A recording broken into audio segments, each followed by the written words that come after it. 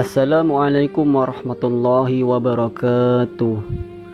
Zina merupakan perbuatan dosa yang besar yang dibenci dalam Islam. Orang yang melakukan zina dipastikan akan menerima murka dari Allah Subhanahu wa taala. Islam bahkan memberlakukan sanksi yang berat bagi para pelaku zina. Hukum dari zina telah diatur dalam Al-Quran dan hadis. Zina tidak hanya merugikan pelakunya, tetapi juga keluarga dan masyarakat sekitarnya. Perilaku zina mencerminkan hilangnya akhlak terpuji, menyebabkan lemahnya iman dan ketakwaan, dan akan mematikan cahaya di hati. Zina dibagi menjadi beberapa macam. Semua macam zina ini wajib dihindari dalam hidup. Orang-orang yang melakukan zina kelak akan diberi ganjaran yang berat di dunia dan akhirat. Zina ini adalah hubungan kelamin antara laki-laki dan perempuan yang tanpa adanya ikatan perkawinan yang sah dan dilakukan dengan sadar serta tanpa adanya unsur syubhat. Secara etimologis, zina berasal dari bahasa Arab yang artinya persetubuhan di luar pernikahan. Secara umum, zina bukan hanya di saat manusia telah melakukan hubungan seksual, tetapi segala aktivitas seksual yang dapat merusak kehormatan manusia termasuk dikategorikan zina. Zina ini adalah perbuatan yang sangat tercela dan pelakunya akan dikenakan sanksi yang amat berat baik di dunia maupun di akhirat. Saudaraku yang dimuliakan Allah Subhanahu wa taala, yang pertama, zina muhsan. Zina muhsan adalah zina yang dilakukan pria atau wanita yang wajib menjaga kehormatannya, yang artinya pria atau wanita ini sudah berkeluarga atau menikah.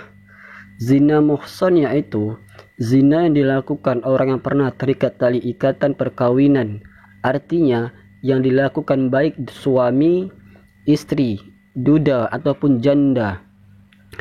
Zina ini berarti seseorang yang telah menikah atau memiliki suami atau istri namun tidak menjaga diri dari orang lain yang bukan mahram atau bisa disebut berselingkuh.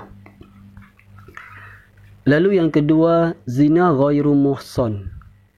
Zina ghairu muhsan adalah zina yang dilakukan oleh pria atau wanita yang belum menikah.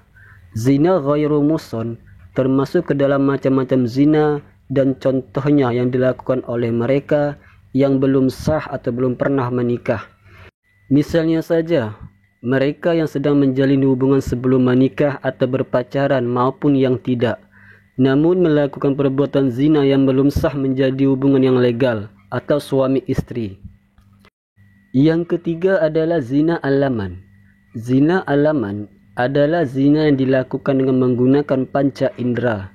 Di dalam suatu hadis, Rasulullah bersabda, telah diterapkan bagi anak-anak Adam yang pasti terkena. Kedua mata zinanya adalah melihat, kedua telinga zinanya adalah mendengar, lisan zinanya adalah berkata-kata, tangan zinanya adalah menyentuh, kaki zinanya adalah berjalan, hati zinanya adalah keinginan atau hasrat, dan yang membenarkan dan mendustakannya adalah kemaluan. Hadis riwayat Muslim. Adapun macam zina alaman diantaranya adalah zina ain. Adalah zina yang dilakukan oleh mata, yaitu ketika seseorang memandang lawan jenisnya dengan perasaan senang. Lalu zina qalbi adalah zina yang dilakukan oleh hati, yaitu ketika memikirkan atau menghayalkan lawan jenis dengan perasaan senang atau bahagia. Lalu zina lisan. Zina lisan adalah yang dilakukan oleh lisan atau ucapan ketika membicarakan lawan jenis yang diikuti dengan perasaan senang. Zina yadin adalah zina yang dilakukan oleh tangan ketika dengan sengaja memegang atau bagian tubuh lawan jenisnya dan diikuti dengan perasaan senang dan bahagia terhadapnya. Di dalam Islam, melakukan zina bisa mendapat hukuman baik di dunia dan di akhirat. Pelaku zina bisa dikenai hukuman cambuk dan rajam. Hukum dari zina muhsan adalah dicambuk 100 kali, kemudian dirajam. Hukuman mati merupakan tindakan yang paling hina yang diberikan pada pelaku zina. Hukuman ini dijalankan dengan rajam atau dilempari batu sampai mati. Sementara itu, hukum zina ghairu muhsan adalah dicambuk 100 kali, kemudian diasingkan selama setahun. Adanya perbedaan hukuman tersebut karena muhsan seharusnya bisa lebih menjaga diri untuk melakukan. Di dalam Al-Quran anjuran menghindari zina. Dan janganlah kamu mendekati zina. Sesungguhnya zina itu adalah suatu perbuatan yang keji dan suatu jalan yang buruk. Al-Quran Surat Al-Isra ayat 32.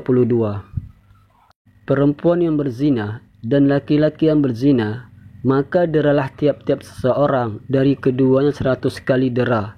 Dan janganlah belas kasihan kepada keduanya mencegah kamu untuk menjalankan agama Allah jika kamu beriman kepada Allah dan hari akhirat. Dan hendaklah pelaksanaan hukuman mereka disaksikan oleh sekumpulan orang-orang yang beriman. Al-Quran Surat An-Nur ayat 2. Dan terhadap para wanita yang mengerjakan perbuatan keji, hendaklah ada 4 orang saksi di antara kamu yang menyaksikannya.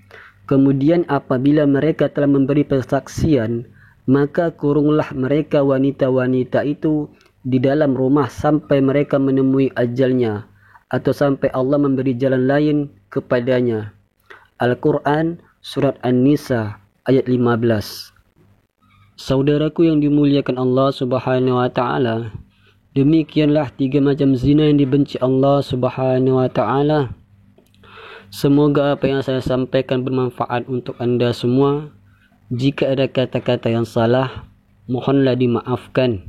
Singkat cerita, wassalamualaikum warahmatullahi wabarakatuh.